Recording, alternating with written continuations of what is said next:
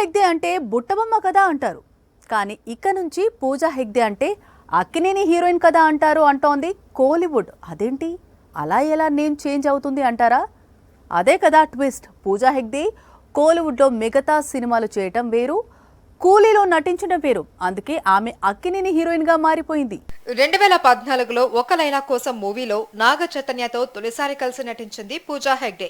ఆ తర్వాత కొన్నాళ్లకు నాగ చైతన్య తమ్ముడు అఖిల్తో మోస్ట్ ఎలిజిబుల్ బ్యాచులర్ మూవీ చేసింది పూజా హెగ్డే.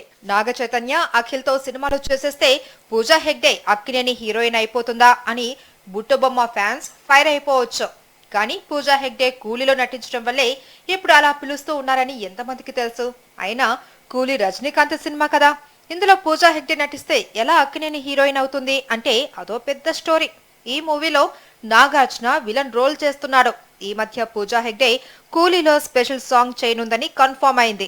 అయితే ఈ స్పెషల్ సాంగ్ రజనీకాంత్ పక్కన కావాలయ్యాలా కాకుండా నాగార్జున పక్కన జిగేల్ రాణిలా ఉంటుందట.